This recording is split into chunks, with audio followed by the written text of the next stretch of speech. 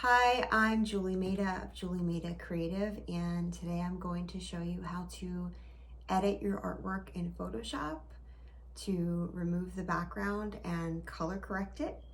So I'm going to use this piece that I did that has a lot of white background. I don't want this white background because when it goes to production for licensing or ends up on a canvas or is digital, this is actually pretty smooth paper, but you don't always want to see the paper, and this might end up on a different color background or a number of things. So I'm going to go ahead and remove the background of this painting. I'm going to show you how to do that. I'll be using the scanner that I use is the Epson Perfection V600. That's my favorite scanner, and I scan it in between 600 and 1200 DPI. I like to scan mine really high because my work gets licensed and gets blown up on like a canvas for wall art, and it's better to provide a really high resolution file. So I usually will scan it between 6 and 1200 DPI depending on how large I think it's going to get blown up or used, because my scan bed is only a 9x12, and then I blow the size up and I reduce the resolution down to 350 once it's scanned in. But that way I make sure I capture the image really well and all the details, and it'll be large enough that I can take this little 9x12 and turn it into like a 3-foot painting when I scan it that way. So let's get started. I've scanned the background in here, and the first thing I'm going to do is change the image size. I scanned it in on my 9x12 scanner at a 1200 DPI. I don't always scan it that high, but this particular one is probably going to get blown up to like a 2-foot by 3-foot canvas. So I'm going to change the size to, let's say, probably 22 inches wide, and I'm going to change the resolution to 350 because right now it's 1200 DPI and that's way too big and totally unnecessary. It's just to capture those details when I scan it. And then I'm just going to make sure that preserve details for enlargement is checked. And then I'm going to do what's called resample my art. And this is what I do pretty much every time, and it works totally fine for me. And then whenever you scan something in Photoshop, the background layer is automatically locked. So if you just double click that layer, it will unlock it so that you're able to edit it. This is the layers panel over here. And you can see some of the scan bed sticking out underneath my painting there. So I'm going to get rid of that in a second. But first I'm going to create another background layer and pick black and use the paint bucket tool to drop a black background on it.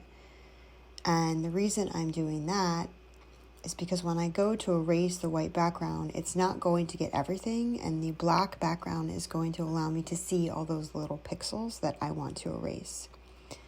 So this is the marquee tool. I have the learning tools on here so that you can see what I'm doing. And I'm just going to erase this part over here, which is the scan bed background. And you can see that the black background on the next layer is coming through there.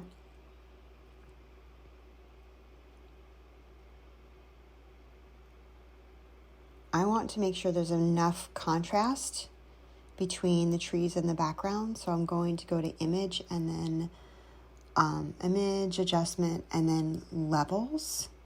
And this changes the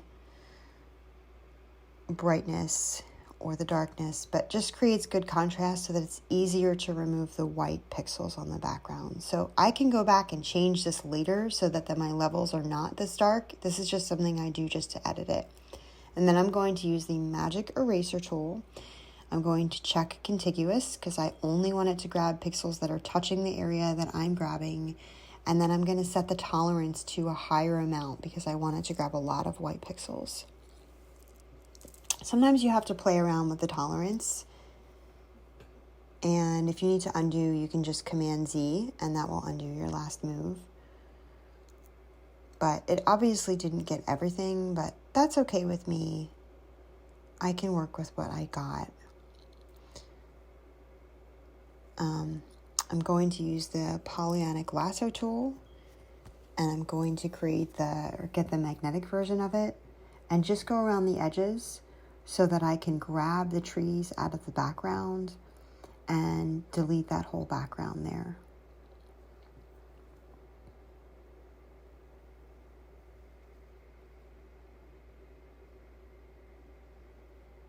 This process can be kind of tedious, and if you don't have an iPad, I recommend getting one because it will make this editing process so much faster and easier. That's typically how I do that. So I would do what I'm doing now, and then when it's time to erase all the little details, in case anything wasn't captured by the lasso and the eraser, I would go in, I would pull it into my iPad and erase it with the Apple Pencil. So when this connects, you can see a little tiny circle come up, and then when it's a closed loop, it'll start moving like that. And I'm going to go up to Image and Inverse, which means I'll select the background and not the trees, and I'm going to delete it. And then to deselect, you hit Command D, and that will select deselect your item. The zoom tool, if you hit Command and then plus sign or minus sign, it'll zoom you in and out. But there's still some, you can see, this is why I have the black background, some areas where I want to get rid of some of those pixels still. So I'm going to use the lasso again. This is a different version of it. This is just the standard polyonic lasso. And get as much out of that stuff as I can.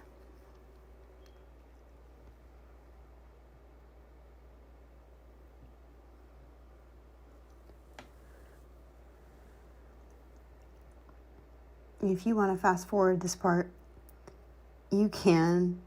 There's not much to see here. This is kind of a tedious process, but this is a necessary part of it, so you should see it.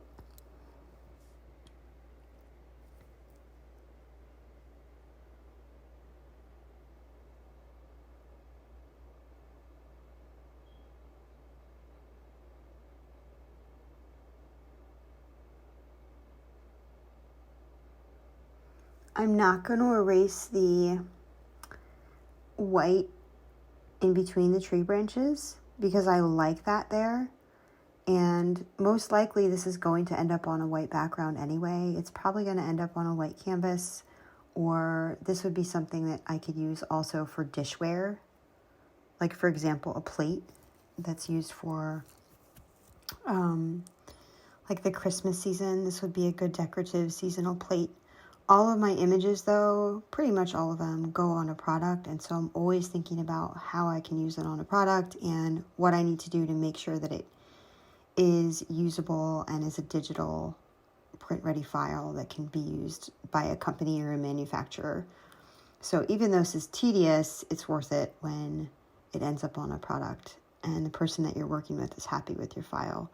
So same thing here, I'm going to close the loop. That little circle appears. I'm going to select the inverse, which is the background, and I'm going to delete that part right there.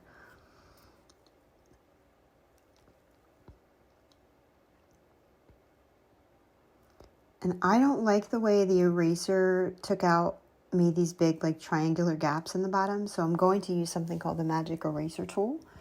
This is one of my favorite tools. And basically the Magic Eraser is reading which pixels are around the area that you're using. And it will pull them and assume that you want the same types of pixels. So you can actually just go in and create art where there was no art. And I also use this to get rid of my pencil marks and like cat hair, my hair, anything random that shows up, my signature, because a lot of times I'll just import that as a separate image that I have saved and put that in a different place on the canvas. Oh, I have too many files open right now. Just ignore that.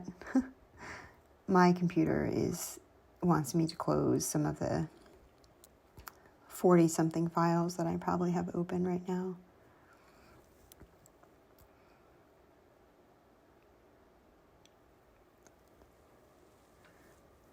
So this part is really tedious, and I'm not going to do this in detail on this video. But normally I would be doing this on my iPad because it's very time consuming. And this is the regular eraser tool, not the magic eraser. And you can go in and just manually erase all of those little pixels right there. Again, this part is time consuming. So if you do the magic eraser effectively and you have an iPad, it really saves a ton of time. It's a good investment.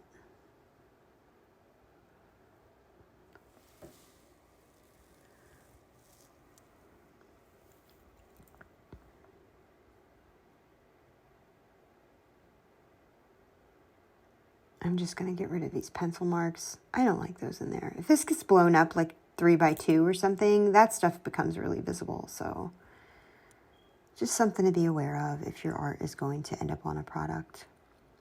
Even if you don't work with manufacturers, you can put your stuff on Society6 and put it on all kinds of stuff like water bottles and rugs and blankets and even shower curtains.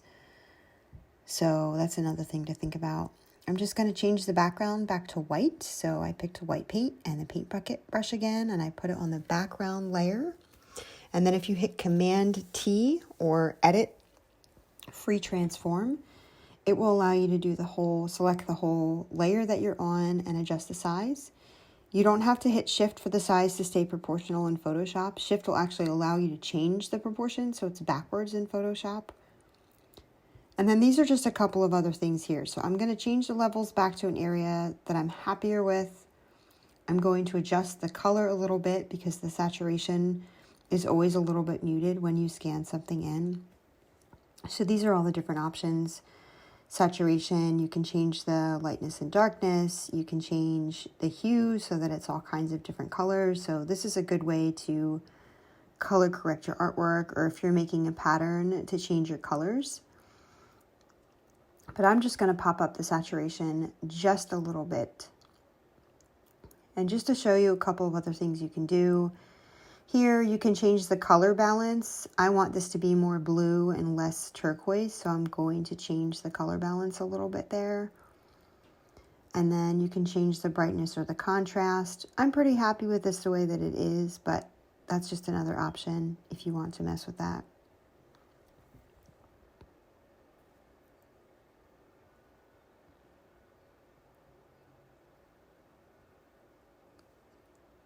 And this is pretty much how I edit everything that I do.